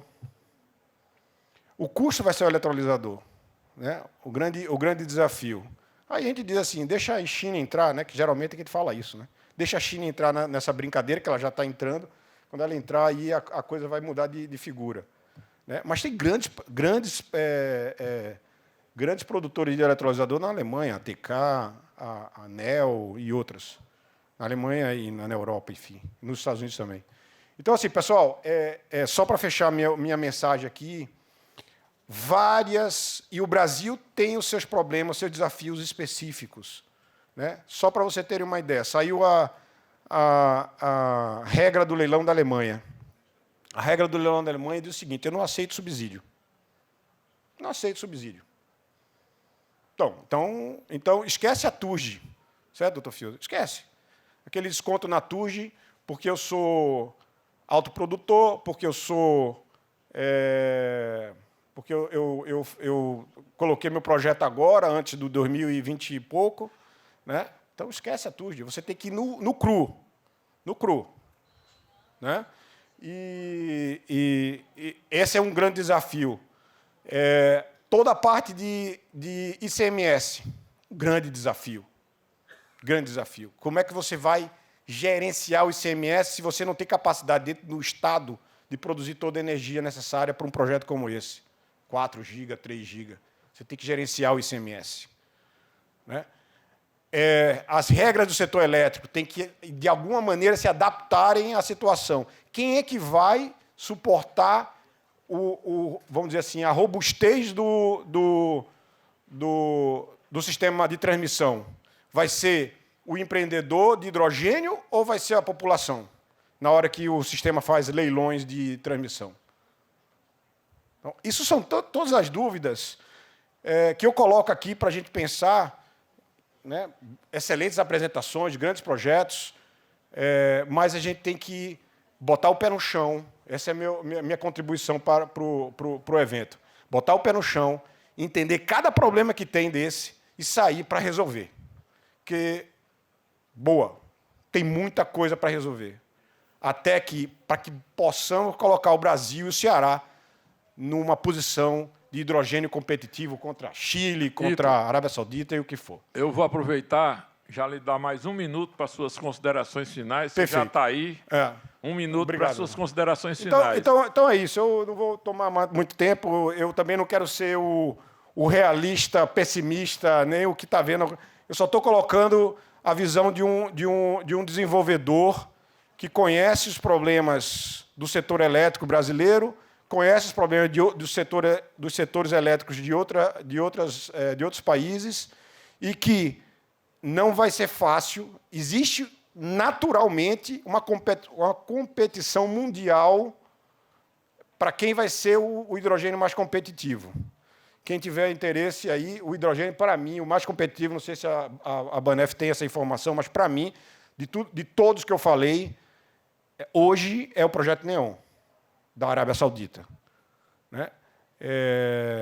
Enfim, mas o projeto NEOM, a gente não sabe se o projeto NEOM, com todos os subsídios que podem ter sido dados ao projeto, ele vai ser habilitado para o leilão da Alemanha. Então, pessoal, minha mensagem é essa. Lindos projetos, maravilhosos, o Ceará vai bombar, não tenho dúvida nenhuma. O Nordeste inteiro vai bombar com esses projetos, mas a gente tem que botar o pé no chão, olhar, listar os problemas, dizer, esse eu tenho que resolver com o governo, esse eu tenho que ser do meu lado. Esse é a questão, é a linha de financiamento. Off-taker. Tem off-taker, não tem off-taker. Chama um banco, Santander, BNDES, Itaú. Cara, como é que vocês vão me financiar? 100% equity? 70%? 30%? Qual é o off-take que vocês consideram? É um off-take que vai revender esse hidrogênio? Então, tudo isso, pessoal, são situações que todos os desenvolvedores, todo mundo que está aqui, todo dentro da cadeia do hidrogênio, tem que botar o pé no chão, entender cada problema e sair para resolver. Porque, senão, a gente só vai ficar no... Poxa, que bonito! O Brasil, como sempre, vai ser o grande gerador de... Né? A gente tem experiência, Proálcool e outros programas. Ok? Obrigado, pessoal. Obrigado ao Ítalo. Né? Eu vou passar a palavra para o Mark. Né? A gente já ganhou o Luiz Viga, que foi penalizado aí pelo evento, que cortou as considerações... Cortou as considerações finais da Fortescue. Mark, com a palavra. Tudo bem. Bem rápido. Acho que concordo muito com os comentários, últimos comentários de Ítalo. Tem muito problema para resolver. Eu falei do projeto, mas não falei de todos esses outros assuntos, mas não significa que não são importantes. E realmente tudo começa com a demanda, com o off-taker. E essa é a parte que temos que conseguir para viabilizar toda a cadeia. Obrigado, Mark. Passo a palavra para o Guilherme, da Linde White Martins. Obrigado.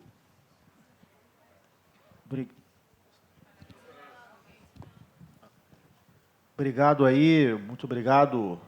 A gente entende, né, a Linde White Martins, principalmente aqui, são 100 anos no país, muita resiliência, vivemos vários ciclos e a gente está firme no propósito que o hidrogênio será um produto do nosso país, de exportação, consumo interno, e a gente está preparado para ajudar tecnologicamente, fornecedores, clientes, e essa é a nossa jornada daqui para frente. Muito obrigado. Obrigado, Guilherme. Gustavo. Boa tarde, pessoal. Eu queria agradecer o convite, né, para vir apresentar o nosso projeto. Eu concordo aqui com o que foi dito, né, junto de uma oportunidade, sempre também tem grandes desafios, né, não só do ponto de vista técnico, mas principalmente do ponto de vista político, do ponto de vista regulatório e do ponto de vista de infraestrutura. Então, hoje, esse movimento mundial de mudança para uma transição energética para as fontes renováveis, nós vamos precisar também de um plano estruturado de posicionamento do país nesse diálogo. Tá? Sem isso, vai tornar o processo muito difícil para a gente, né? A transação energética no futuro será feita não só entre empresas, mas entre países também. Então, esse lado também é muito importante. Nós temos uma experiência, de certa forma, eu particularmente já trabalho com energias renováveis desde 97, mas a Quer, como uma empresa nova, nós experimentamos esses mesmos desafios na eólica e na solar, né? Eu lembro que quando eu comecei a eólica, era coisa de universidade, era coisa de futuro, e hoje ela é uma realidade no mundo, no Brasil, e hidrogênio também vai ser uma realidade. Tá? Agora, a velocidade que nós vamos alcançar isso depende dessa estruturação. Tá? Hoje, nós concorremos para o hidrogênio de uma forma diferente do que a gente concorre com a energia eólica e solar atualmente, porque o nosso mercado é o mercado do Brasil. Tá? Então, nós vamos concorrer com o hidrogênio com o mercado mundial e a gente precisa adaptar a nossa estrutura para a gente ter competitividade nesse ambiente mundial. Obrigado a todos. Bem, doutor Carlos, acho que, tirando aí o excesso da Fortescue, eu procurei aqui na risca cumprir a programação que foi regulamentada pela organização do evento. Eu não deixo de concordar, tudo ainda é muito novo, né? Mas esse mundo novo, ele é bem aqui. Às vezes a gente pensa, eu acho que a gente começou a estudar isso no Ceará em 2019. Nesses 3 anos, né, acho que a Rosiana e as nossas equipes podem dar o testemunho da velocidade desse processo, né? Acho que essas angústias que o mercado tem e sempre terá, elas vão se dissipando. Vão se dissipando principalmente por uma regrinha simples da economia. É a lei da oferta, né, e da procura, né? Se tudo que a gente está vendo no mundo nessa velocidade, existe o mercado, se existe a demanda e a oferta é inferior, rapidamente isso vai... Ou alguém assumir um risco e precificar esse risco no processo, né, que é o tradicional no mercado, quem conhece como funciona sabe que é assim, ou, né, vão haver pressões para que essa regulamentação, que é complexa, como foi colocado aqui, porque são muitos países, né, muitos continentes movimentando essa nova indústria. E, logicamente, que você não vai conseguir uma uniformidade tão rápida, com tantas diferenças de opiniões e de conceitos para esse processo. Agora, eu acho que uma coisa que eu me preocupo muito, né, é com essa indústria do óleo e gás. Ela vai espernear. Não pensem que ela vai ceder esse poder econômico e político que ela detém no mundo tão facilmente. ela vai usar de todos os artifícios para prorrogar a vida do projeto de óleo e gás, com toda certeza. Isso é uma coisa que eu acho que o mercado não pode desconhecer que vai acontecer, né? Aí está uma briga de poder, está uma briga econômica, né? Que é as razões de muitas coisas no mundo nos últimos 100 anos, né? Então, não é fácil. O caminho, se fosse fácil, né, não estava envolvendo, num evento como esse, mais de 1.800 pessoas, exatamente para buscar convergências, que é o que nós desejamos, né? E quem quer ganhar dinheiro na vida, né, normalmente sabe para precificar esses riscos. E vão correr risco. Não pensem que vai se startar esse processo sem risco nenhum, como muitos desejam, né? O que eu, além dessas colocações, finalizo, né, mais uma vez, agradecendo os investidores que confiaram no projeto que é da FIEC, que é do Estado do Ceará e que é das nossas universidades. Quero dizer a todos, ao mercado, que, independente de questões políticas, nós estamos unidos no Ceará para viabilizar esses projetos, né? Oferecer as melhores garantias, oferecer a melhor segurança, né? A melhor governança para implantar esses projetos. E queria, né, às vezes, as empresas, a Rosiana briga comigo como diabo lá na secretaria, porque eu costumo, ao longo desses anos, aprender uma lição que o governo é quem atrasa projetos. O PECEM, né, que a gente construiu debaixo de uma pressão enorme, né, sobretudo porque tinha ali 2 antenas direcionadas, que era a construção de uma siderúrgica, está aqui o Marcelo, e a construção de uma refinaria. A refinaria, até hoje, a gente espera pela Petrobras, que tinha prazos super exíguos que a gente tinha que entregar a obra. Vamos ter uma, se Deus quiser, com capacidade de se transformar em biocombustíveis. Está avançando muito rápido. E é totalmente privado, que é o que eu acredito. A siderúrgica, o porto, né, nós tivemos que correr para inaugurar ele em 2002, e a siderúrgica só começou a funcionar em 2016, 14 anos depois. O setor privado cumpriu a sua parte.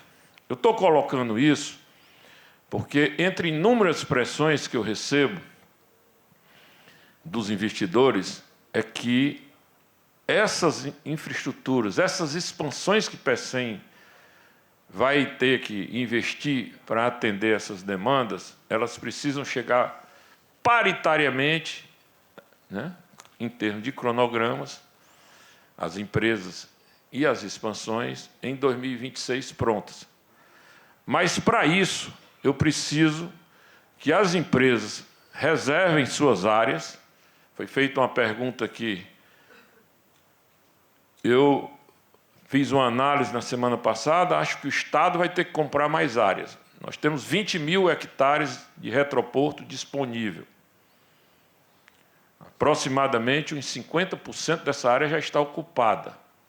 E faltam muitas das empresas procurarem ali a doutora Duna, dizer: o pedacinho de terra que eu quero implantar meu projeto é esse, vamos acertar os contratos. Porque, como diz o presidente do Porto, Danilo, quem chega mais cedo bebe a melhor água. Eu não posso garantir para uma tancagem, como o caso do mar, que ele já reservou lá a área dele, ou a Storra, uma área, porque praticamente toda a área, né, ligada ao litoral, onde estão os armazéns e a operação de retroporto operacional, já está reservada. Eu não tenho mais, por exemplo, uma tancagem nova que nos procurar, né, eu já não tenho mais áreas disponíveis. Ou vai ter que sacrificar alguma coisa que foi cedida para poder se encontrar um espaço para alguém. As áreas mais próximas do porto praticamente estão quase todas já ocupadas. Então, queria pedir a mesma celeridade que cobram do Estado, né, também às empresas, né? Nós estamos estruturando uma equipe dedicada para atendê-los, para que a gente possa dar esses passos além do protocolo, garantir essas áreas de acordo com a logística necessária de cada projeto, né? E a gente poder continuar avançando. Por quê? Porque para fazer essas exigências, que normalmente o Estado sofre de pressões, eu preciso saber qual é a demanda de cada um. Porque assim como essas empresas têm um board para estudar o retorno dos investimentos que são necessários, eu tenho um sócio. Eu também tenho um board de um sócio internacional que não vai autorizar investimentos, por exemplo, na construção de um pia novo para hidrogênio, se isso não remunerar o investimento no momento devido. Então, para que eu possa expandir infraestrutura, né, de urbanização dessas áreas e suas facilities, de expansão de área portuária, a princípio, nós temos que construir 4 pias novos, sem se falar em equipamentos para operar, né, uma carga que o porto até hoje não opera, né? Então, eu queria colocar a equipe do PECEM, a pessoa do Danilo, do vice-presidente Cornélios, à disposição, a nossa equipe na SEDET, com a secretária Rosiana, para que a gente possa ir ajudando vocês a ir montando, né, os projetos que vocês desejam fazer. O Ceará está de braços abertos para fazer a sua parte, garantir o que for possível por parte do Estado, né, para atender às demandas dos projetos de cada empresa. Mas é preciso sentarmos na mesa, trabalhar, porque o tempo para 2026, como disse um aqui dos palestrantes, é bem curto. Eu cito muito para a Rosiana, eu fui convidado em dezembro de 2016 para voltar ao governo depois de 11 anos e assumi no dia 2 de fevereiro de 2017, para passar 2 anos apenas. Já vou com 5 anos e 7 meses. Foi um sopro, né? 5 anos é um período bem superior ao que a gente tem para, em 2026, estar com esses projetos na rua. Então, muito obrigado a todos. Me coloco à disposição na secretaria e toda a nossa equipe, das empresas vinculadas, para construir esse grande projeto que a doutora Mônica, me abençoando, né, nas palavras dela, trouxe para mim a melhor notícia, que o Ceará vai ficar rico.